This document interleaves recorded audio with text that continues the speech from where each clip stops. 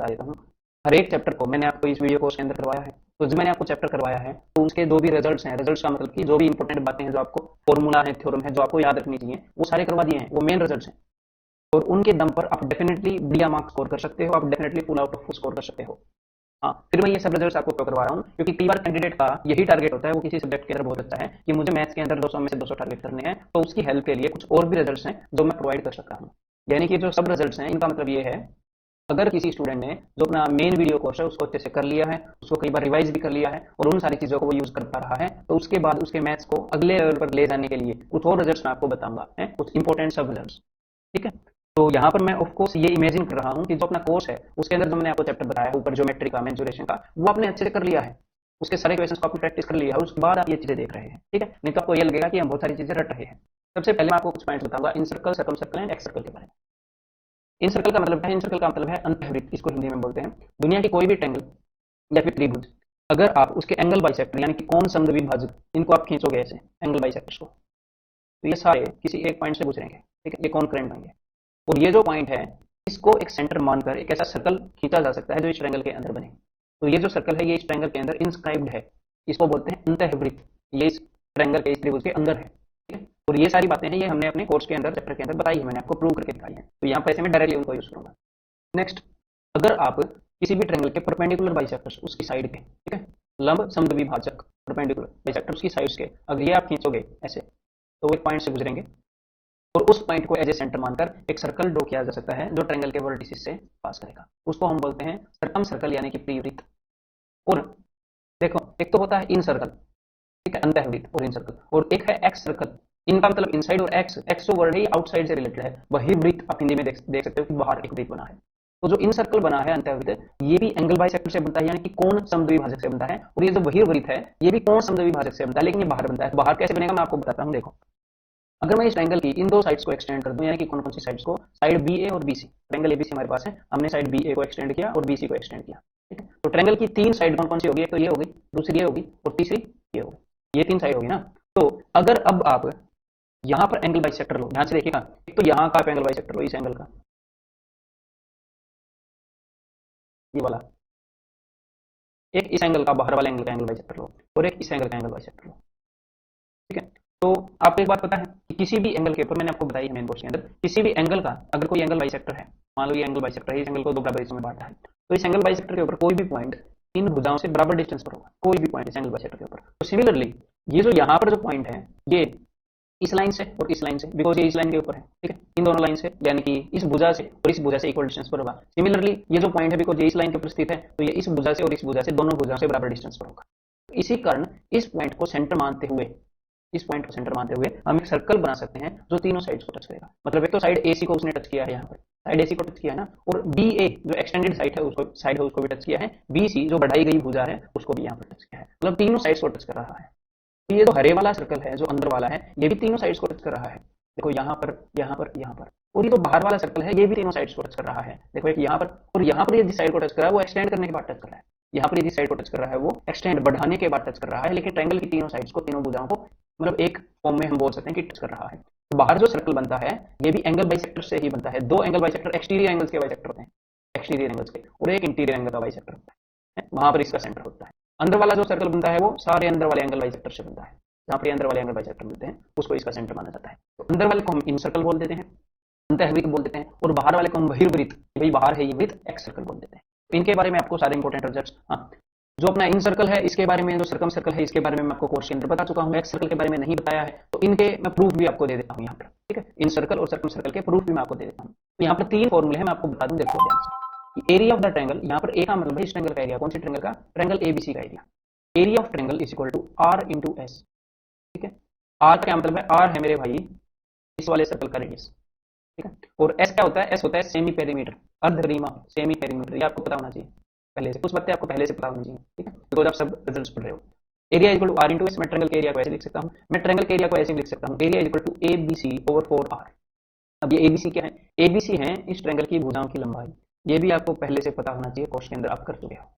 अगर आपको ये चीज पहले से नहीं पता है तो गलत टाइम पर ये वीडियो देख रहे हो। इसका मतलब क्या है कि आपको पहले अपना मेन कोर्स करना है। एबीसी है अपनी इस ट्रायंगल की भुजाओं की लंबाई, तो और ये आर क्या है, ये आर है जो येलो वाला सर्कल है ना, इसका रेडियस, तो येलो वाला सर्कल, बाहर वाला सर्कल है इसका। मतलब अब ध्यान से सुनो, हम ट्रायंगल के एरिया को लिख सकते हैं अगर हमें अंदर वाले सर्कल का रेडियस पता हो। अंदर वाले सर्कल का रेडियस और ट्रायंगल का एरिया, अंदर वाले सर्कल का रेडियस यानी कि इन सर्कल, इनका भी एक रिलेशन होता है। सर्कम सर्कल यानी कि येलो वाला सर्कल, इसका रेडियस और ट्रायंगल का एरिया, इसका भी एक रिलेशन होता है। और अगर मैं इस ब्लू वाले सर्कल के एरिया को मान लूं आर ई, मतलब कि एक्स सर्कल का रेडियस, तो ट्रायंगल का एरिया और इसका भी एक रिलेशन होता है। और वो रिलेशन कुछ इसी जैसा होता है, आर इंटू एस माइनस। अब ये जो सर्कल है ना, ये तीन तरीकों से बनाया जा सकता है ब्लू वाला सर्कल। कैसे, मैं आपको एक बार दिखा देता हूँ। देखो, ये हमारे पास एक ट्रायंगल है, इस ट्रायंगल की साइड्स को मैं यहाँ पर भी एक्सटेंड कर सकता हूँ ऐसे, इन साइड्स को, है ना। एक सर्कल तो यहाँ पर बन जाएगा, अगर मैं इन दोनों साइड्स को एक्सटेंड कर दूँ तो एक सर्कल तो यहाँ पर बन जाएगा, अगर मैं इन दोनों साइड्स को एक्सटेंड कर दूँ तो एक सर्कल यहाँ पर बन जाएगा। तो कुल मिलाकर तीन एक सर्कल खींचे जा सकते हैं। एक इस वाली साइड को टच करेगा और बाकी साइड को एक्सटेंड करने पर, एक इस वाली साइड को टच करेगा और बाकी दो साइडों को हमने एक्सटेंड किया है। दो साइडों को एक्सटेंड करना है, तीसरी साइड ऐसे ही रहेगी ट्रायंगल की, एक इस वाली साइड को टच करेगा और बाकी दो साइड हमने एक्सटेंड की। ऐसे करके तीन सर्कल बनाए जा सकते हैं। तो एक्स सर्कल के केस में जो एरिया होगा, area will be equal to are into S minus वो वाली साइड जिसको ये सर्कल टच कर रहा है। साइड टचिंग, वैसे तो आप बोलोगे तीनों साइड को टच कर रहा है, side touching the circle without extending, जिसको एक्सटेंड, जिसको बढ़ाया नहीं गया उसके बावजूद उसको टच कर रहा है। तो ये वाला सर्कल कौन सी साइड को, इस साइड को टच कर रहा है ना, ए बी को, बिना बढ़ाए। बाकी सी ए और सी बी इनको तो बढ़ाना पड़ा था। डायग्राम थोड़ा सा मैंने ज्यादा लिख दिया है, लेकिन इतना तो फोर्स आप जस्ट कर पाएंगे। तो यहाँ पर मैं कौन सी वाली साइड घटाऊंगा, इस सी को घटाऊंगा। यहाँ पर मैं लिखूंगा s minus c, area equal to are into S minus c. C मतलब कि उस साइड की लेंथ जहां पर ये सर्कल टच कर रहा है, उस साइड को बिना एक्सटेंड करे ए बी को। और इन तीनों चीजों को मैं अब आपके सामने प्रूव करके दिखा देता हूँ फिर, है ना। तो चलिए वही प्रूव करते हैं, देखो। तो सबसे पहले मैं प्रूव करना चाहूंगा मेरे भाई इन सर्कल वाले को, ठीक है। इस ट्रायंगल को मैं मान लेता हूँ ए बी सी। तो ये है अपना सेंटर, इन सर्कल का जो सेंटर होता है उसे इन सेंटर बोलते हैं, अंतः त्रिज्या बोलते हैं। तो यहाँ से मैं इनको मिला देता हूँ ऐसे, मान लो ये आई है।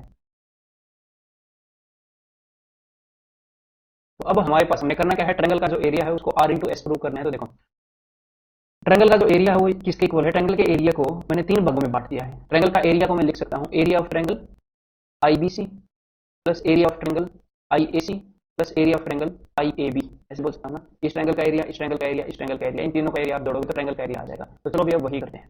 अब ध्यान से देखिएगा कि ट्रायंगल आई बी सी के अंदर कोई भी सर्कल अगर किसी साइड को टच करता है, किसी लाइन को टच करता है, तो ऐसे परपेंडिकुलर होता है ना, वहां पर टेंजेंट के परपेंडिकुलर होता है रेडियस। तो ट्रायंगल आईबीसी के अंदर अगर मैं इस पॉइंट से यहाँ पर मिलाऊंगा जहां पर ये लाइन टच कर रही है, तो परपेंडिकुलर होगा, है। और ये आई डी, ये आई डी क्या है, ये आई डी है रेडियस अंदर वाले सर्कल का, ठीक है। इसको मैं लिख सकता हूँ आर। सिमिलरली अगर आप यहाँ पर ऐसे लाइन ड्रॉ करोगे, इसके परपेंडिकुलर होगी और ये भी रेडियस ही है इसी सर्कल का, इसको मैं बोल सकता हूँ जी डी ई, और यहाँ पर इस पॉइंट को मैं बोल सकता हूँ जी एफ, ठीक है। This is I F. अब हम करेंगे क्या, अब मेरे भाई मैं एरिया ऑफ ट्रायंगल आईबीसी निकल रहा हूँ। एरिया ऑफ ट्रायंगल आईबीसी होगा half into base into height. Base क्या है, बेस है दिस साइड, इस साइड की लंबाई मैंने क्या मान ली, साइड की लंबाई मैंने मान ली ए, बिकॉज ये वर्टेक्स ए के सामने है। इस साइड की लंबाई मैंने मान ली बी, वर्टेक्स बी के सामने है। इस साइड की लंबाई मैंने मान ली जी सी, बिकॉज ये वर्टेक्स सी के सामने है, ठीक है। तो half into base into height, triangle IBC का area half into base into height. तो बेस तो है ए, हाइट है r, plus area of triangle IAC क्या होगा, देखो जरा यहाँ पर आईएसी ट्रायंगल को देखो एक बार, आई ए सी। तो बेस तो ये होगा, अगर मैं इस साइड को एज ए बेस लूं तो ये वाली साइड हाइट हो जाएगी, half into base into height, यानी कि half into B into R, plus area of triangle I A B. I A B triangle को देखो एक बार, ये वाली ट्रायंगल, ये वाली, ठीक। तो हाफ इंटू बेस क्या होगा, ये वाली साइड सी इंटू हाइट हो जाएगी ये रेडियस आर, ठीक। अब आप इन तीनों में से हाफ कॉमन ले सकते हो और आर कॉमन ले सकते हो। हाफ और आर तीनों जगह हमें मिल रहा है, देखो R half R half R half. तो सबसे पहले यहाँ पर बचेगा ए, आगे बचेगा जी बी, आगे बचेगा सी, ठीक है। तो इस हाफ को उस साइड भेज दो, तो हाफ को मैंने आगे भेजा, तो ए प्लस बी प्लस सी के नीचे मैंने भेज दिया। और ए प्लस बी प्लस सी क्या है, ए प्लस बी प्लस सी है पेरीमीटर, परिमाप इस तरीके उसका। और अगर आप पेरीमीटर को दो से डिवाइड करोगे तो ये बन जाता है सेमी पेरीमीटर। तो area equal to are into S, very very simple, मैंने बस आपको एक्सप्लेन किया है, इसीलिए थोड़ा सा टाइम यहाँ पर लगा है, ठीक है। क्लियर। तो एक तो ये रिजल्ट हमें याद रखना है कि ट्रायंगल का area equal to are into S, A R S, मैंने तो ऐसे याद रखा है। और इसको याद करने के कई तरीके हैं, लोग ऐसे याद करते हैं s equal to a by r या r equal to a by s में। तो वो आपकी अपनी सुविधा है, आप कैसे याद रखोगे। मेरे को ये ऐसे कंफर्टेबल लगता है। आपने ओआरएस पिया है बचपन अस्पताल से, तो ओआरएस के साथ इसकी स्कीम बैठा लो, एआरएस ओआरएस, ठीक है। देन अब हम नेक्स्ट चीज यहाँ पर प्रूव करने वाले हैं। नेक्स्ट हम प्रूव करने वाले हैं इस बाहर वाले सर्कल का फॉर्मूला कि area is equal to A B C over 4r, ये वाला। तो इसके लिए मैं वही अलग से डायग्राम बना देता हूँ। यहाँ पर तो अंदर एक सर्कल है ना, ये लो। तो सपोज यहाँ पर है हमारी ट्रायंगल, बिल्कुल इजी है इसका प्रूफ। यहाँ पर हमारी ट्रायंगल है ए बी सी, और यहाँ पर ये है इसका सेंटर।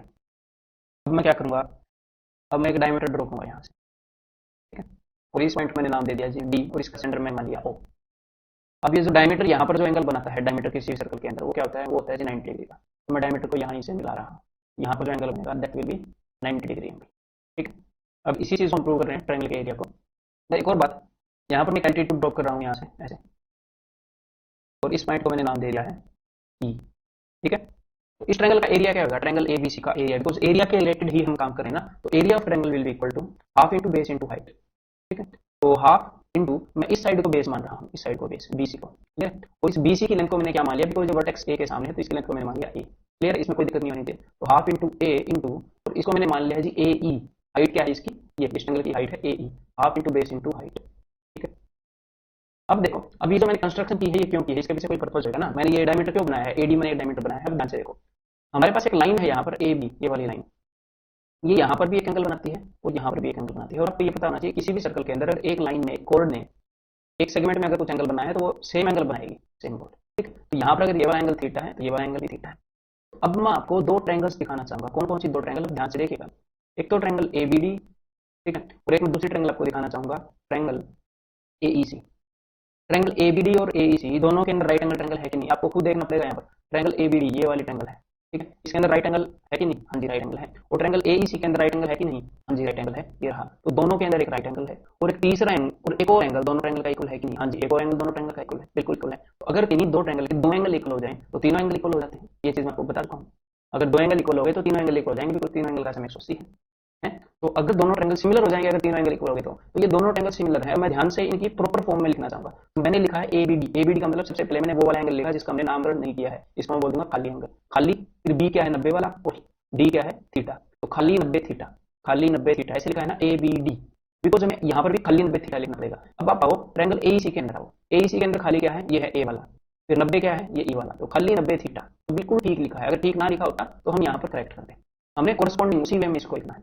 अब अगर आपने ऐसे लिखा है तो ध्यान से देखो, इन दोनों ट्रायंगल्स के अंदर एक तो यहाँ पर साइड है, अगर ये दोनों ट्रायंगल सिमिलर है ना तो इनकी कोरस्पॉन्डिंग साइड्स का रेशियो भी बराबर होगा। तो चलिए वही मैं लिख देता हूँ। तो A B divided by A E, A B divided by A E is equal to A D divided by A C is equal to B D divided by E C. ठीक है, ये रिलेशन आ गई। तो अब हम कौन सी relation लेंगे, अब आपको पता चल जाएगा कि कौन सी रिलेशन लेनी है। देखो, एक तो मैं लूंगा लाइन एडी को, लाइन एडी को मैं क्यों लूंगा, बिकॉज लाइन एडी डायमीटर है, और अगर मैं इसके रेडियस को कैपिटल आर मान लूं तो एडी की जगह पर मैं लिख सकता हूं 2r, इसकी जगह पर मैं 2r लिख सकता हूं। एक मैं लूंगा लाइन एबी को, लाइन एबी को क्यों लूंगा, बिकॉज ये ट्रायंगल की साइड है, ट्रायंगल की तीनों साइड्स अपने फॉर्मूले में आएंगी ना। और एक मैं लूंगा साइड एसी को, बिकॉज ये भी ट्रायंगल की साइड है। तो जहां जहां जिस रिलेशन में ए बी और एसी है वो भी हमें लेना पड़ेगा, ए बी ये रही एसी ये रही। तो फिलहाल इस रिलेशन का यूज नहीं है, यूज तो ये भी है लेकिन इसका यूज नहीं है, तो इस चीज को मैं यहाँ पर यूज करने वाला। ठीक है, तो ये जो ए बी है ना, इसको मैं क्या लिखने वाला हूँ, ध्यान से सुनिएगा, बिकॉज वर्टेक्स सी के सामने है, वर्टेक्स सी के सामने है ए बी, तो मैं इसको सी से डिनोट करूंगा, इसकी लेंथ को मैथ में ऐसे डिनोट करते हैं। ठीक है,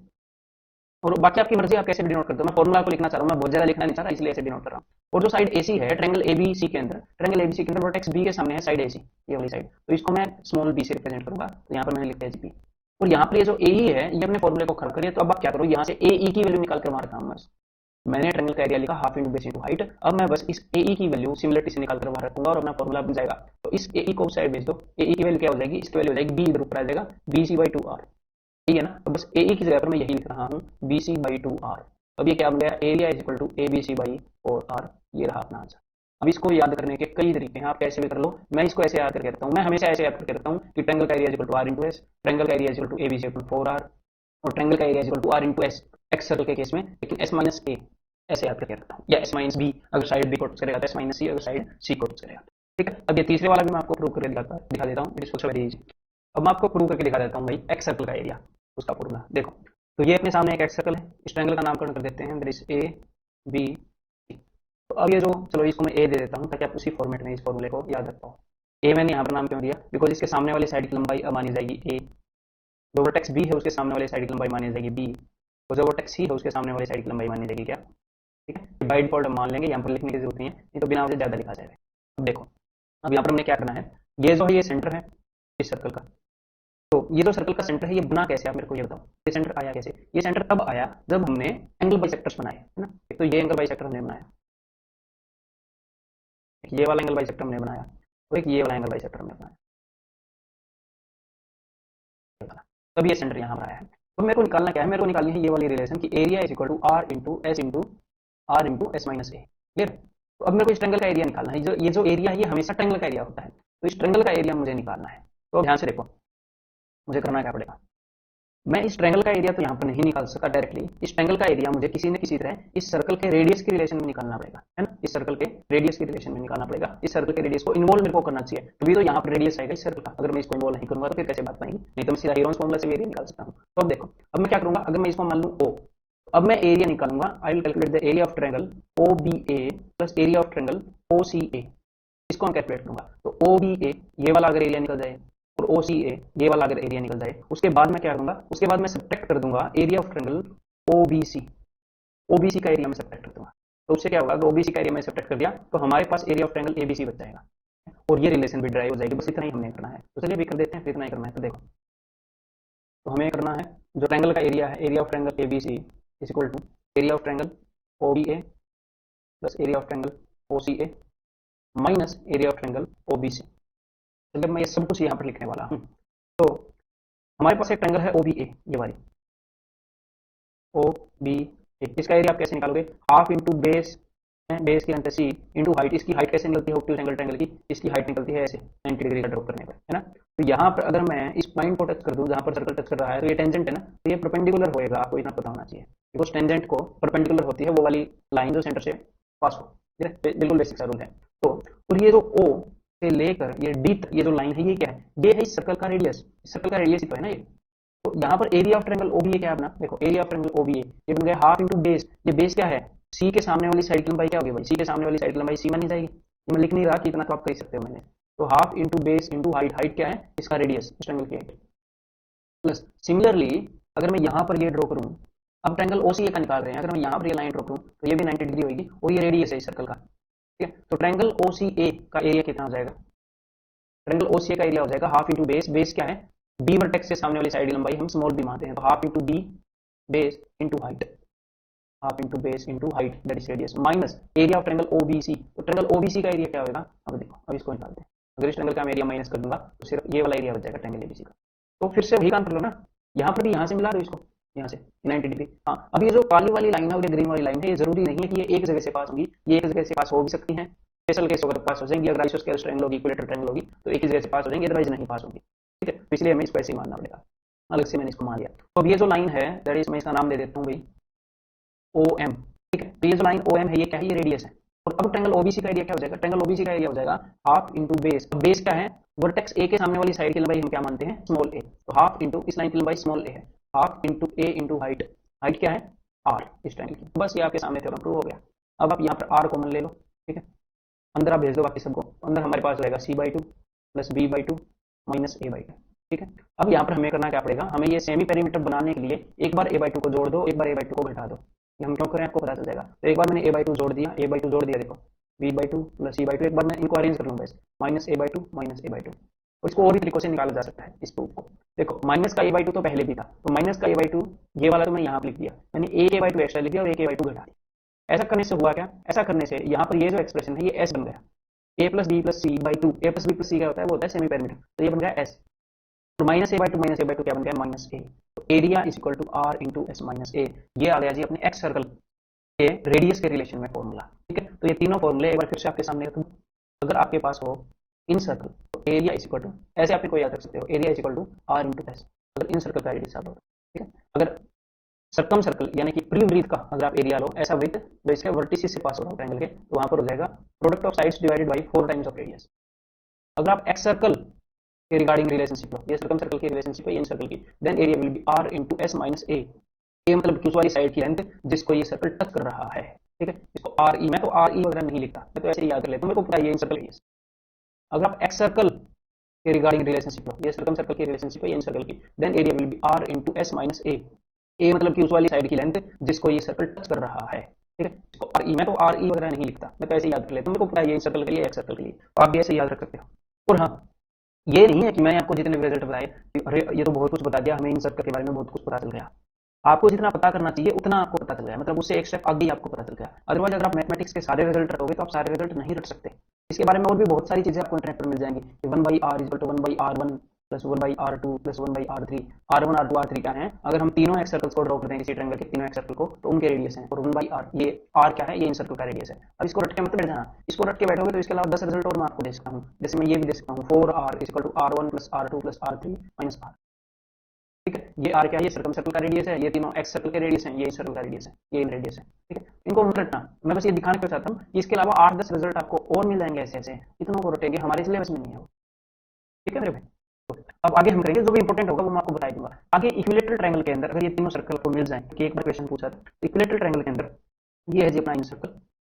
तो देखो इक्विलेटरल ट्रायंगल के अंदर क्या होता है, इक्विलेटरल ट्रायंगल के अंदर ये जो लाइन है, जो अपनी मीडियन है, वही एल्टीट्यूड होती है, वही एंगल बाइसेक्टर होती है, वही परपेंडिकुलर बाइसेक्टर होती है, एक ही लाइन सब कुछ होती है इक्विलेटरल ट्रायंगल के अंदर, ये आपको पता होना चाहिए। तो ये जो इन सर्कल है, इसका जो यहाँ पर सेंटर होगा, और हमें पता है कि ये जो लाइन है यही सब कुछ है, तो ये जो पॉइंट है यही सब कुछ है, यही सेंट्रोइड है, यही इन सेंटर है, यही सर्कम सेंटर है, यही ऑर्डो सेंटर है। तो भाई जो सेंट्रोइड है वो किस रेशियो में डिवाइड करता है लाइन को, वो डिवाइड करता है 1:2 रेशियो में। अगर ये वाली लेंथ, अगर मान लो ये O है,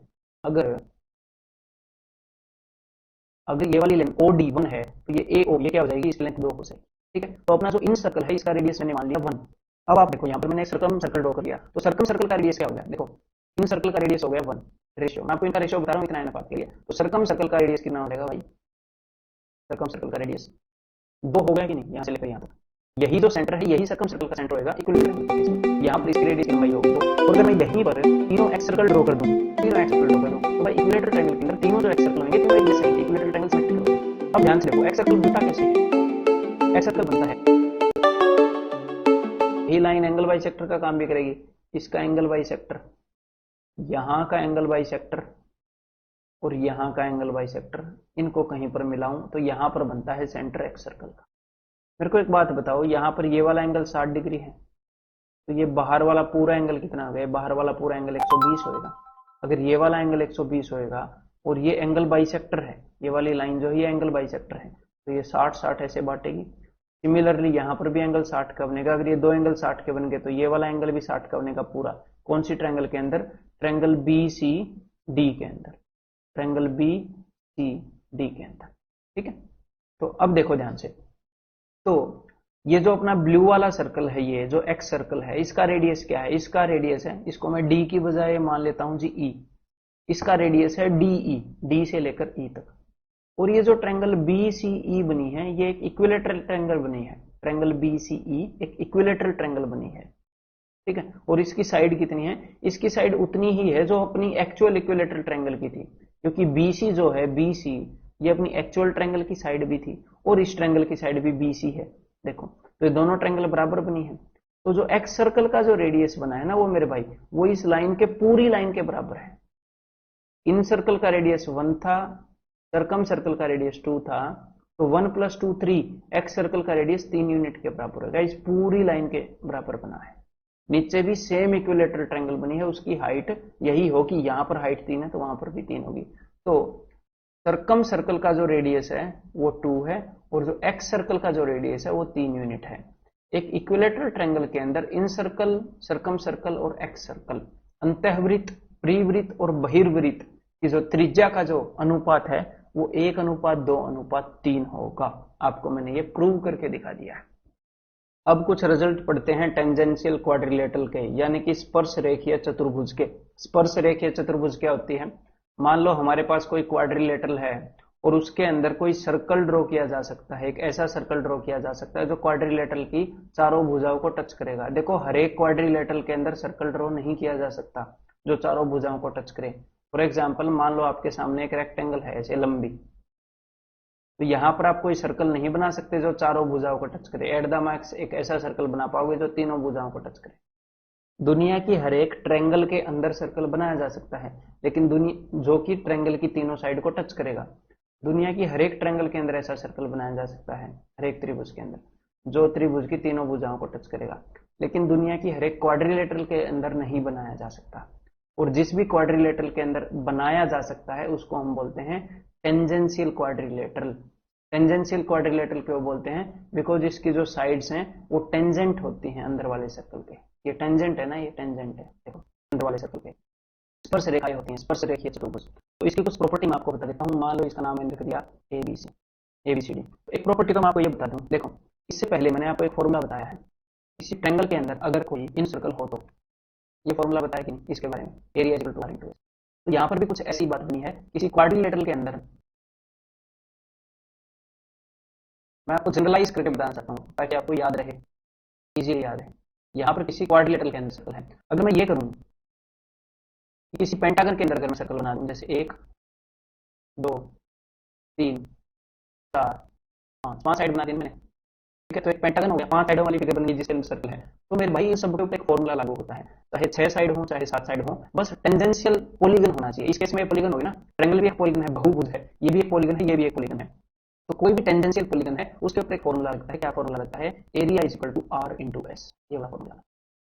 ट्रायंगल के केस में जब सर्कल अंदर होता है तब, ठीक है, तो ट्रायंगल के केस में ये मैंने आपको प्रूव करके दिखा दिया। इसके केस में भी आप इजीली इसको प्रूव कर सकते हैं, ठीक है, ये आप खुद एक बार ट्राई करिएगा इसको प्रूव करने का, जैसा मैंने आपको ट्रायंगल के केस में प्रूव किया है एक्जेक्टली वैसे ही प्रूव करेंगे। अब यहाँ पर एस की वैल्यू क्या है, यहाँ पर एस की वैल्यू है सेमी पेरीमीटर, इसकी सारी साइडों का सम डिवाइडेड बाय वही एस की वैल्यू है। तो हर एक पॉलीगन के अंदर एस की वैल्यू यही होगी, ये हर एक पॉलीगन के लिए ट्रू है, लेकिन हमने सिलेबस में नहीं है हर एक पॉलीगन के लिए, लेकिन सिंपल सी बात है, जनरलाइज करके मैंने आपको बता दिया यहाँ पर, ठीक है। हाँ, इसको आप प्रूव कैसे करेंगे, मैं आपको हिंट यहाँ पर दे देता हूँ, या फिर मैं आपको प्रूव करके बता देता हूँ। ये ना कि भाई कोई चैप्टर कमजोर हो उसको ये लगे कि भाई मुझे प्रूव करके नहीं दिखाया। तो मैंने इसकी साइड्स की लंबाई मान ली ए बी सी डी है, और अगर आपने खुद प्रूव करना है तो इस वीडियो को पॉज करके फिर खुद प्रूव करो, उसके बाद देखना। तो ये मान लो इस सर्कल का सेंटर है, तो इसको ऐसे 4 हिस्सों में तोड़ लो, जैसे आपने ट्रायंगल को 3 हिस्सों में तोड़ा था उसको प्रूव करने के लिए।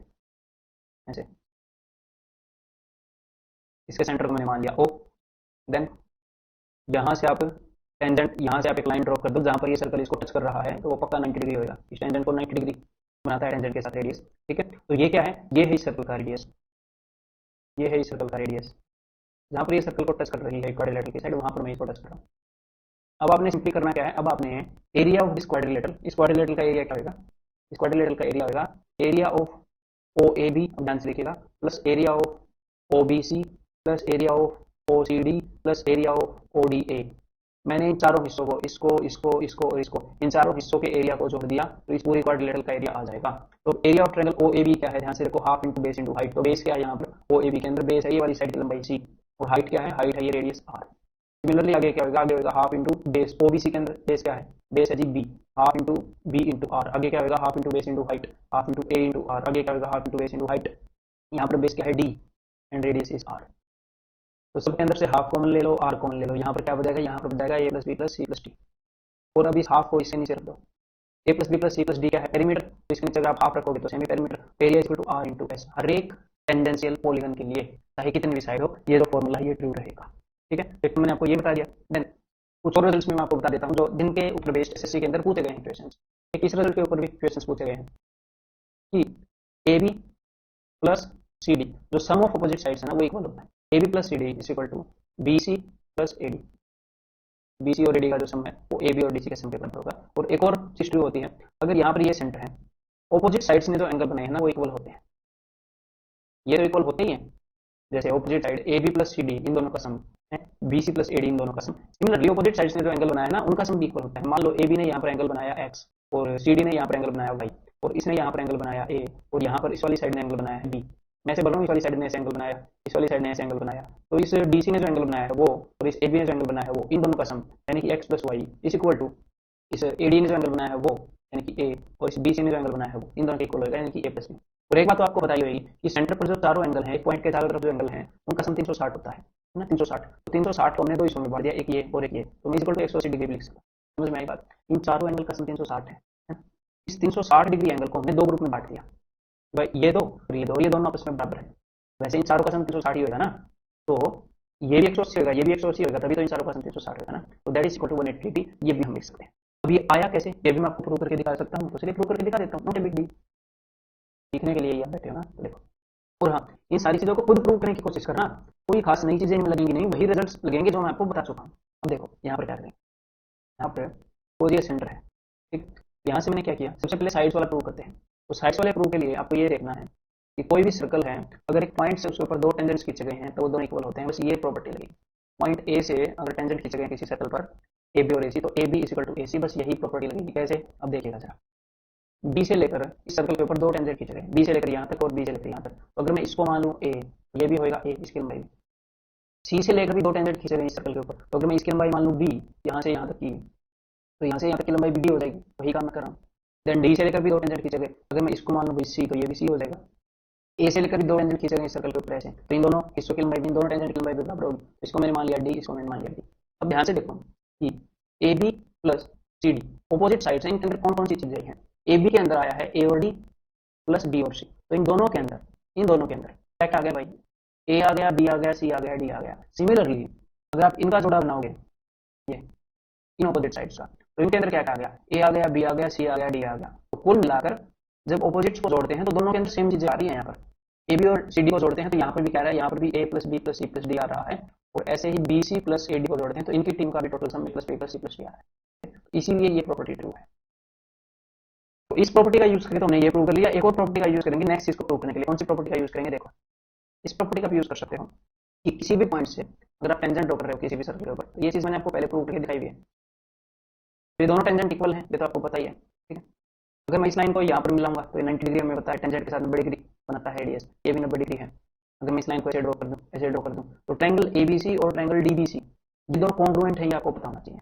ये दोनों कॉन्ग्रुएंट है, ठीक है मेरे भाई। कॉन्ग्रुएंट क्यों है, बिकॉज दोनों ट्रायंगल के अंदर राइट एंगल है। देखो राइट एंगल, एक राइट एंगल है, दोनों ट्रायंगल का जो हाइपोटेन्यूज है वो कॉमन है, दोनों का हाइपोटेन्यूज कॉमन है, और दोनों के अंदर एक साइड जो है वो बराबर है। तो अगर ये दोनों कॉन्ग्रुएंट है तो ये वाला एंगल और ये वाला एंगल बराबर होंगे, ये वाला एंगल और ये वाला एंगल बराबर होंगे, इनके कॉरस्पॉन्डिंग पार्ट्स इक्वल हो जाएंगे ना। तो इसी चीज को मैं यहाँ पर यूज करूंगा, तो चलिए यूज करते हैं। देखो अब मैंने आपको इतना बता दिया, तो यहाँ पर आप उस रिजल्ट को खुद भी यूज करके इस चीज को प्रूव कर सकते हो, तो खुद भी वो कोशिश कर लो। जरूरी नहीं है कि भाई मेरी एक्सप्लेनेशन आपने देखनी है। अब देखो जरा, तो मैंने प्रूव क्या करना है कि इन्होंने जो एंगल बनाया है ये वाला, और नीचे वाले ने जो एंगल बनाया है ये वाला, इन दोनों का सम मैंने प्रूव करना है कि इसका और इसका सम इज इक्वल टू इसका और इसका सम, ठीक है। तो चलिए प्रूव करते हैं। मैं अपनी फिगर को कंप्लीट कर लूँ जरा, देखो। और इसको प्रूव करने के कई तरीके हैं, तो कई तरीकों में से एक तरीका मैं आपको बता दूंगा। यहाँ पर वही फिगर बन गई ना, इसको अगर आप देखोगे ओ ई बी एफ, ओ ई बी एफ को अगर आप देखोगे तो वही फिगर बन गई है। इसी पॉइंट से दो टेंजेंट ड्रॉ किए गए हैं इस सर्कल के ऊपर, ये वाली फिगर बन गई। ध्यान से देखो, ये पॉइंट बी है, ये ओ है, ये एफ है, ये ई है, ठीक है। और बीच में से लाइन ऐसे गई हुई है यहाँ से, एग्जैक्टली बी एफ ओ ई, बी एफ ओ ई, यही फिगर बन गई है। तो यहाँ पर आपको पता होना चाहिए कि ये वाला एंगल और ये वाला एंगल दोनों इक्वल है, ठीक है। तो यहाँ पर इनको कॉन्ग्रुएंट प्रूव करके कर सकता हूँ, लेकिन आपको इतना पता होना चाहिए छोटी छोटी चीजें, ये बार बार यूज हो जाती है। तो यहाँ पर अब ये बोल सकता हूँ कि अगर ये वाला एंगल ए है तो ये वाला एंगल भी ए होगा, बोल सकता हूँ कि नहीं, ठीक है। इन दोनों ट्रायंगल को कॉन्ग्रुएंट मैंने थोड़ी देर पहले प्रूव किया है। देन यहाँ पर भी वही करते हैं भाई। अब आप देखो कौन सी ट्रायंगल को, O F A ji, O F A जी को, तो यहाँ पर मैं ये बोल सकता हूँ कि अगर ये वाला एंगल बी है तो ये वाला एंगल भी बी होगा, ये दोनों एंगल को होंगे, ये दोनों ट्रायंगल कॉन्ग्रुएंट है। कौन कौन सी ट्रायंगल कॉन्ग्रुएंट है, ए जी ओ और ए एफ ओ। सिमिलरली अगर मैं इसको यहाँ पर मिला दूँ तो अब की बार ओ जी डी एच, ओ जी डी एच, इन दोनों ट्रायंगल के अंदर मैं ये बोल सकता हूँ कि ये वाला एंगल और ये वाला एंगल दोनों इक्वल है, तो ये वाला अगर एंगल सी हुआ तो ये वाला एंगल भी सी होगा। देन आगे आप आ जाओ ओ एच सी ई, इनके अंदर अगर ये वाला एंगल डी है तो ये वाला एंगल भी डी होगा, ठीक है। अब मैं क्या कर रहा हूँ, अब मैं कलो कलो को हटा रहा हूँ इनको, देखो। अब ध्यान से देखो जरा, ये जो एंगल है ए ओ बी, मैंने यही आपको बताया ना कि एंगल ए ओ बी जो इस वाली लाइन ने बनाया है, प्लस इसके सामने वाली लाइन ने जो एंगल बनाया है that is angle C O D, is equal to जो इस वाली लाइन ने एंगल बनाया है that is D O G, plus angle A O D जो इस वाली लाइन ने एंगल बनाया है, ठीक है। अब आप देखो एंगल एओबी का क्या मतलब है, एंगल एओबी के अंदर कौन कौन से एंगल आए हैं, एंगल एओबी इसकी मैं बात कर रहा हूँ, इसके अंदर आ गया ए प्लस बी, है ना, एओबी ये दोनों, और इसके अंदर आ गया सी और डी, ईडी के अंदर आ गया, इसके अंदर आ गया सी और डी, इन दोनों के अंदर मिला के ए बी सी डी आ गए ना। सिमिलरली यहाँ पर भी आपको ए बी सी डी मिलेंगे। यहाँ पर देखो बीओसी के अंदर आ गए एओडी और एओडी के अंदर आ गए बीओसी, तो यहाँ पर भी आपको इन दोनों का sum a plus b plus c plus d मिला, यहाँ पर भी a plus b plus c plus d मिला, ठीक है। और एक और बात मैंने आपको बताई ही थी, क्या बात बताई थी कि इस पॉइंट के चारों तरफ जितने भी एंगल है सबका सम अगर 360 होगा तो भाई इस जोड़े का सम ये 180 है और ये वाला 180, ठीक है मेरे भाई। तो ये रिजल्ट आपने इसके अंदर याद रखना है। और इन रिजल्ट्स को जो मैंने आपको क्विक रिवीजन पॉइंट्स बताए हैं कोर्स के अंदर हर एक चैप्टर के साथ, जो क्विक रिवीजन पॉइंट के जो रिजल्ट्स हैं वो आपने कहीं ना कहीं पर लिखे होंगे, अगर नहीं लिखे हैं तो आपको लिखने थे, फिर आप गड्ढा बने चल रहे हो, तो वहां पर आप इन सबको लिख सकते हो। नेक्स्ट मैं आपको कुछ इंपॉर्टेंट रिजल्ट्स बता देता हूँ क्वाड्रिलेटरल्स के लिए, चतुर्भुज के, ठीक है। अब तक हमने टेंजेंशियल क्वाड्रिलेटरल लिखे, अब नॉर्मल क्वाड्रिलेटरल में लेते हैं। तो ये कोई भी नॉर्मल क्वाड्रिलेटरल है, मतलब कि ना इसके ऊपर साइड पैरेलल है ना इक्वल, ऐसा कुछ भी नहीं दिया, ये हर एक क्वाड्रिलेटरल के लिए कुछ बातें ट्रू होंगी यहाँ पर, ठीक है। तो सबसे पहले तो आपको ये पता होना चाहिए कि किसी भी क्वाड्रिलेटरल का, चाहे कैसी भी क्वाड्रिलेटरल हो, उसका area is equal to half into D one into D two, half D one D two sine theta, ऐसे आप लिख सकते हो, क्लियर। तो इस चीज का प्रूफ मैं आपको बता देता हूँ। देखो sir D one D two क्या है, डी वन डी टू इसके डायगोनल्स हैं, तो अगर मैं यहाँ पर ड्रॉ कर लूँ दोनों डायगोनल्स को,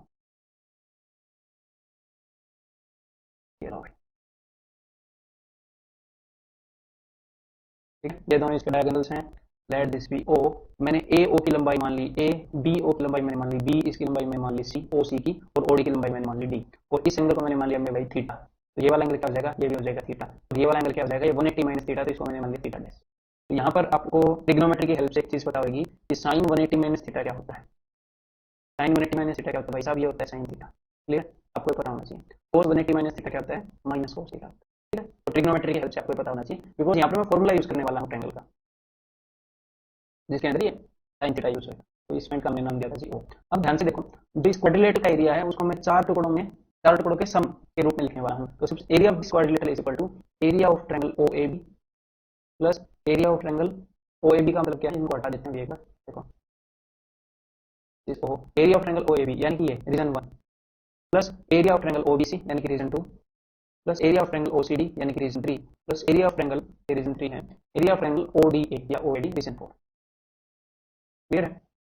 तो देखो यहाँ पर ध्यान से, इस एंगल को मैंने थीटा आपको बताया था, इस एंगल को थीटा बताया था, इस एंगल को मैंने थीटा डैश बताया था, थीटा डैश यानी कि 180 माइनस थीटा, लेकिन फर्क नहीं पड़ता, साइन 180 माइनस थीटा भी क्या होता है, थीटा ही होता है। तो किसी भी ट्रायंगल की अगर आपको दो साइड्स गिवन है और उनके बीच का अगर आपको एंगल पता है तो उसका एरिया हम लिख सकते हैं half product of both sides, दोनों साइड का product and into sine theta.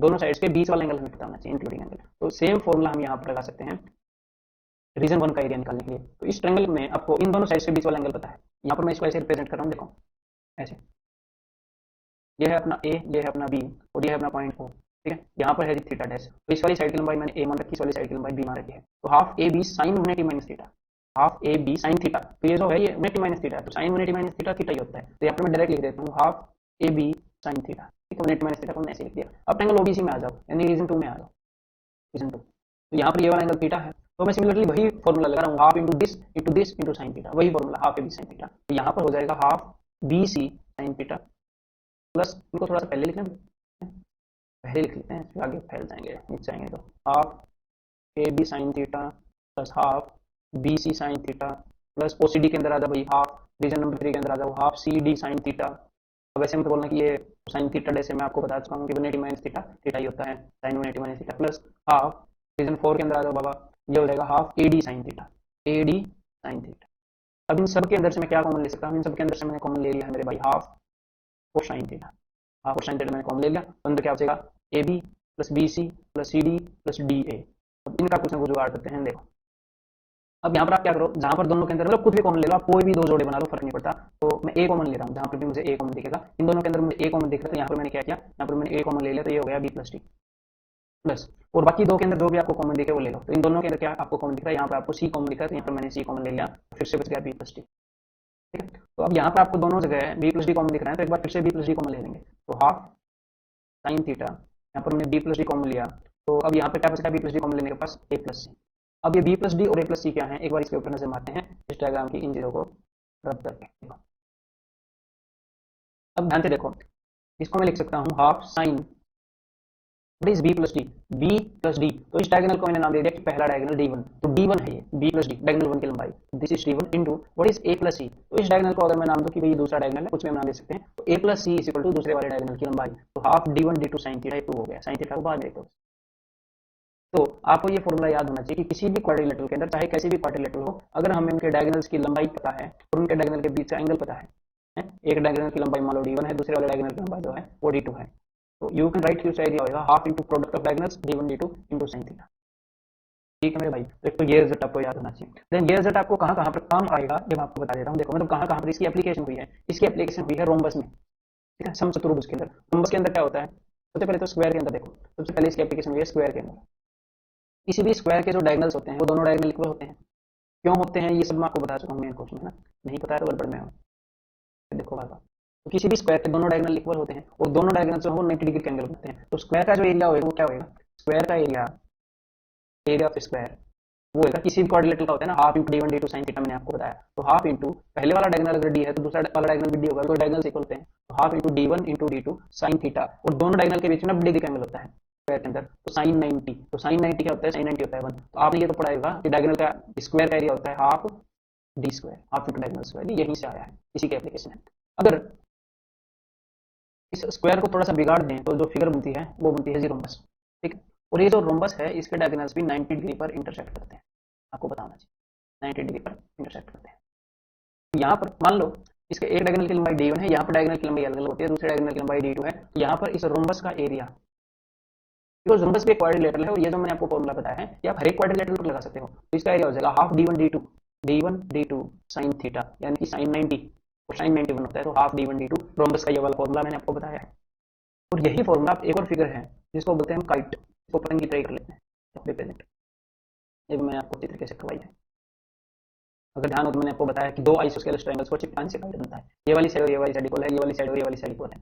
ये जो काइट है इसके डायगोनल्स भी मेरे भाई 90 डिग्री पर एक दूसरे को काटते हैं, और जिस फिगर के डायगोनल 90 डिग्री पर एक दूसरे को काटते हैं आपने अभी नोटिस कर लिया होगा, ये तीनों फिगर मैंने वैसे ही बताई है, तो वहां पर जो साइन 90 है वो खत्म हो जाता है, तो वहां पर इस फॉर्मूले का एप्लीकेशन आपको मिल जाता है। ये जो काइट है पतंग, पतंग का एरिया क्या हो जाएगा, इसका भी डायगोनल एक d1 मैंने मान लिया, दूसरा डायगोनल मैंने मान लिया d2, तो इसका एरिया हो जाएगा half d1 d2 sine theta sine 90, तो काइट का फॉर्मूला भी यही होता है, हाफ d1 d2 एरिया का। हाँ, अगर आप इसको पैरेललोग्राम के अंदर लगाना चाहोगे, इसी को आप किसी भी क्वाड्रिलेटरल के अंदर लगा सकते हो, लेकिन पैरेललोग्राम के अंदर लगाओगे तो आपको उन डायगोनल के बीच का एंगल भी चाहिए, बिकॉज पैरेललोग्राम के अंदर डायगोनल्स के बीच का एंगल 90 डिग्री होना कंपल्सरी नहीं है, वो तभी होगा जब वो पैरेललोग्राम क्या बन जाएगा, जब वो रेक्टेंगल बन जाएगा। समझ में आपकी बात, तो किसी भी क्वाड्रिलेटरल के अंदर आप इसको लगा सकते हो half d1 d2 sine theta, ये प्रूव मैंने आपको करके दिखा दिया। देन एक और चीज आपको पता होनी चाहिए, क्या चीज पता होनी चाहिए, देखो सर अगर मान लो हमारे सामने कोई भी क्वाड्रिलेटरल है, कोई भी क्वाड्रिलेटरल दुनिया की, और यहाँ पर अगर मैंने इसको ऐसे इसके डायगोनल से बांट दिया, let this point B O, तो मान लो ये वाला जो रीजन है, this is region 1, this is region 2, region मतलब इलाका, ये इस इलाके का नंबर है 3, इस इलाके का नंबर है 4, तो प्रोडक्ट जो वर्टिकली ऑपोजिट रीजन है उनका प्रोडक्ट बराबर होगा area of vertically opposite angles होते हैं ना, ये यहाँ पर है वर्टिकली ऑपोजिट एरियाज है, या फिर ऐसे कर सकते हैं product of vertically opposite areas is equal. इसका मतलब क्या है कि रीजन 1 का जो एरिया है मान लो वो 1 है, इंटू रीजन 2 का जो एरिया है वो बराबर होगा रीजन 3 और रीजन 4 के एरिया के। इनके एरिया की मैं बात कर रहा हूँ, मैं ऐसे नहीं बोल रहा 1 इंटू 2 3 इंटू 4, 2 कभी भी 12 के बराबर नहीं होगा, मैं बोल रहा हूँ रीजन 1 इसका जो एरिया है इंटू इसका जो एरिया है वो बराबर होगा इसका जो एरिया है इंटू इसका जो एरिया। ठीक है मेरे भाई, अब इस चीज को मैं प्रूव करके दिखा सकता हूँ आपको, दिखाऊंगा भी, लेकिन उससे पहले मैं ये चाहूंगा कि आप खुद प्रूव करो। कैसे प्रूव करोगे वो एक बार आप खुद ट्राई करो, मैं और हिंट दे देता हूँ, मेरी हिंट सुनने से पहले एक बार खुद ट्राई कर लो, मेरी हिंट क्यों सुनो, अभी वीडियो को पॉज करो और ट्राई कर लो। उम्मीद करता हूँ कि आपने ट्राई किया होगा, तो मैं आपको हिंट दे देता हूँ, हिंट कोई खास चीज नहीं है, वही जो हमने थोड़ी देर पहले लगाया था, ओ ए को ए मान लो, ओ बी को बी, ओ सी को सी और ओ डी को डी, और एक्जैक्टली वही चीज आप लगाओ, इस एंगल को थीटा मान लो, इस एंगल को थीटा, एक्जैक्टली वही चीज लिखो। तो देखो मान लो ये वाला है रीजन 1, हमने ऐसे ही माना था, ये रीजन 2, ये रीजन 3 और ये रीजन 4, तो रीजन 1 का एरिया क्या होगा, देखो जरा यहाँ पर रीजन 1 का एरिया क्या होगा, रीजन 1 का एरिया होगा half into A into B into sine theta, half A B sine theta, because sine 180 minus theta भी थीटा ही होता है, साइन 180 माइनस थीटा भी साइन थीटा ही होता है। रीजन 2 का एरिया इंटू हाफ रीजन 2 को देखो c into d sine theta, half c into d sine, मैंने का प्रोडक्ट लिया इज इक्वल टू, देखते हैं इज इक्वल टू होगा कि नहीं। ये रीजन 3 का एरिया, तो रीजन 3 का एरिया क्या हो जाएगा, half b into c sine theta. Region 4 का एरिया, रीजन 4 का एरिया क्या होगा, a into d sine theta, half A D sine theta. अब आप देखो इस लाइन के दोनों तरफ क्या क्या हमें मिल रहा है, इस लाइन में दोनों तरफ दो तो हाफ है, बिकॉज दो ट्रायंगल्स का एरिया हमने मल्टीप्लाई किया है, तो साइन थीटा का स्क्वायर दोनों तरफ आपको मिलेगा, ठीक है। और उसके अलावा हमें क्या मिला, A B C D, A B C D, तो इसका आरएचएस राइट हैंड साइड और लेफ्ट हैंड साइड बिल्कुल इक्वल है, तो वर्टिकली ऑपोजिट एरियाज का जो प्रोडक्ट है वो भी इक्वल होता है किसी भी क्वाड्रिलेटरल के अंदर। ठीक है मेरे भाई, एक और बेसिक सी बात मैं यहाँ पर आपको बता सकता हूँ, वही मैं बता ही देता हूँ जब आपको मैं सब रिजल्ट बताने लगा हूँ, तो देखो sir let this quadrilateral B A B C D, फिर से इसके डायगोनल्स ड्रॉ करते हैं, लेट दिस बी ओ, और इनकी लंबाई मैं मान लेता हूँ, मान लो ये लंबाई है ए और ये लंबाई है बी। यहाँ पर मैं आपको ये बताना चाहूंगा, देखो एरिया ऑफ ट्रायंगल एडीसी का ratio and area of triangle ADC वाली ट्रायंगल है एबीसी, इनका रेशियो होगा ए इज टू बी के रेशियो। क्यों होएगा, अब ध्यान से देख लो, इनको मैं ऐसे बना रहा हूँ, ऐसे इस फिगर को मैं थोड़ा सा रोटेट कर रहा हूँ, ये ए है, ये डी है, ये सी है, और इस चीज को रटने की जरूरत नहीं है, ये जो सब रिजल्ट्स हैं ये मैं आपको क्यों रटवा रहा हूँ, आपको ये लगेगा कि यार मैं फॉर्मूले का रटवाता नहीं, फिर मैं आज आपको सब रिजल्ट्स बता रहा हूँ, मैंने ये वीडियो आपके लिए बनाई है। तो मेरे भाई वो ये है कि एक बार जब आप मेन रिजल्ट्स को कर लेते हो, उनको बार बार रिवाइज कर लेते हो, तो आपको एक्स्ट्रा एज देने के लिए, जब आपने अपने कोर्स को बिल्कुल अच्छे से कर लिया, उसको रिवाइज कर लिया, उसके बाद आपकी पॉइंट्स देखो, ये आपको इजीली याद हो जाएंगे, और जो आपका मेन कोर्स है उसकी अंडरस्टैंडिंग भी स्ट्रॉन्ग हो जाएगी। अब देखो जरा यहाँ से, ठीक है, इस ट्रायंगल को मैं, इस क्वाड्रिलेटरल को मैंने थोड़ा सा रोटेट कर लिया, एडीसीबी ऐसे बन गई, तो ऊपर है ट्रायंगल एडीसी ये वाली, नीचे है ट्रायंगल एबीसी, ठीक है। तो यहाँ पर मैंने किया क्या है, इस लाइन को मैंने मान लिया है जी ए और इस लाइन को मैंने मान लिया है बी, तो ध्यान से देखो ट्रायंगल एडीसी का जो एरिया है, इसको हम ऐसे लिखते नहीं, इसको आपके सामने प्रूव करते हैं। ट्रायंगल एडीसी का एरिया क्या होगा, ट्रायंगल एडीसी का एरिया होगा हाफ इंटू बेस क्या है, बेस है एसी इंटू हाइट, हाइट मुझे पता नहीं, इसकी निकाल दूंगा है। ट्रायंगल एबीसी का एरिया क्या होगा, ट्रायंगल एबीसी का एरिया होगा हाफ इंटू बेस क्या है एसी इंटू इसकी हाइट h2, है ना। अब आप देखोगे हाफ तो दोनों तरफ आएगा और एसी जो बेस है वो कॉमन है दोनों ट्रायंगल्स का, ऊपर वाले का नीचे वाले का भी, ये भी कैंसिल आउट हो जाएगा। तो कुल मिलाकर इन ट्रायंगल्स का जो एरिया है वो इनकी हाइट्स के रेशियो पर डिपेंड करता है, इनकी हाइट्स किस रेशियो में डिवाइडेड है। तो मेरे भाई मैं आपको ये दो ट्रिक से बताता हूँ, देखो ध्यान से। अगर हमारे सामने, ये मैंने आपको मेन कोर्स में करवाया है कि अगर हमारे सामने तीन पैरेलल लाइंस है, और ये क्वेश्चन भी करवाया इसके ऊपर बेस्ड कि अब तक आपको स्ट्राइक हो जाना चाहिए। अगर हमारे सामने तीन पैरेलल लाइंस हैं और वहां से एक ये लाइन जा रही है, एक ये लाइन जा रही है, अगर ये 1:2 रेशियो में है ना, तो ये भी 1:2 रेशियो में होगा। ये कितनी भी टेढ़ी चली जाए ये वाली लाइन, अगर ए बी और बी सी का रेशियो 1:2 है तो डी ई और ई एफ का रेशियो भी 1:2 ही होगा, मतलब कि सेम रेशियो। यहाँ पर मैं ऐसे कर सकता हूँ, यहाँ पर इस लाइन को मान लो, इस लाइन को मान लो और इस लाइन को मान, देखो ये तीन पैरेलल लाइन होगी। तो ऊपर वाली ट्रायंगल, अगर मैं यहाँ पर एक ऐसी लाइन ड्रॉ करूँगी, देखो लो, जो कि मैंने बिल्कुल परपेंडिकुलर ड्रॉ कर दिया है, तो मेरे को एक बात बताओ, ऊपर वाली ट्रायंगल की हाइट क्या होगी, ऊपर वाली ट्रायंगल की यानी कि एडीसी की, एडीसी की जो हाइट है वो यही होगी ना h1। हाइट का मतलब क्या होता है, हाइट का मतलब होता है कि ट्रायंगल कितनी ऊंची है। हाइट यहाँ से निकालनी जरूरी नहीं होती, आप इसकी चोटी और इसके बेस के बीच में डिस्टेंस निकाल लो। हाइट का मतलब कि ट्रायंगल की हाइट जो आदमी की हाइट होती है वही ट्रायंगल की हाइट होती है, उसी तरीके से मेजर की जाती है। तो h1 और ये h2। और मैंने अभी भी क्या होता है आपको कि अगर ये पहली वाली लाइन है, ये दूसरी वाली लाइन है, कि ये अगर 1:2 के रेशियो में है तो ये भी 1:2 के रेशियो में होगी। तो ये देखो, एक तो ये वाली लाइन होगी पहली वाली जो मैंने बिल्कुल परपेंडिकुलर बनाई, और ये लाल वाली लाइन होगी मेरे भाई, ये अगर इसका रेशियो h2b है तो इस हाइट का रेशियो भी h2b होगा। इनकी लंबाई अगर h2b है तो इसका रेशियो भी h2b होगा, तो इस हाइट का रेशियो भी h2b ही होगा। एक तो ये तरीका है, मैं आपको दूसरे तरीके से बताऊंगा, क्योंकि कभी कभी आपको कोई तरीका सूट करता है। जब मुझे ऐसा कुछ लगेगा कि ये तरीका सबको सूट नहीं करेगा, then I will tell you another method also, ठीक है। अरे बीच बीच में इंग्लिश पे बोल लेते हैं कभी कभी, देखो सर। देन तीसरा काम क्या कर सकते हैं, देखो यहाँ पर मैंने ये परपेंडिकुलर ड्रॉ कर दिया, इस ए को बाहर लिख लेते हैं हम, ठीक है। ऊपर वाले ट्रायंगल की हाइट हो गई h1, यहाँ पर भी मैंने परपेंडिकुलर ड्रॉ कर दिया, ये लो नीचे वाले ट्रायंगल की हाइट हो गई h2। अब ध्यान से देखिएगा, ये वाला जो एंगल है ये थीटा, तो ये वाला एंगल भी थीटा, वर्टिकली ऑपोजिट एंगल, शीर्ष अभिमुख कोण, शीर्ष अभिमुख कोण बराबर होते हैं। तो हमारे पास दो ट्रायंगल है, अगर मैं इस पॉइंट को O मान लूं तो हमारे पास दो ट्रायंगल्स हैं मेरे भाई। कौन कौन सी दो ट्रायंगल्स हैं, वो हैं O, इस पॉइंट को मानना पड़ेगा भाई F, और इसको मैंने मान लिया G।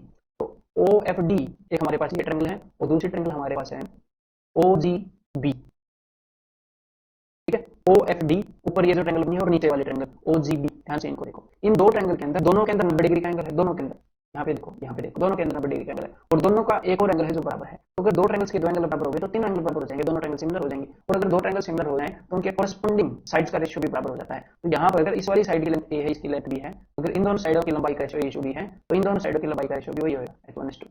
कॉरस्पॉन्डिंग साइड्स की लंबाई का रेशियो बराबर होगा, इसको आप इक्वेट कर सकते हो कि OF/y, तीनों साइड्स का रेशियो बराबर होगा ना OF/y, लेकिन ये यहाँ पर यूज नहीं हो रहा, हमें सिर्फ इससे मतलब।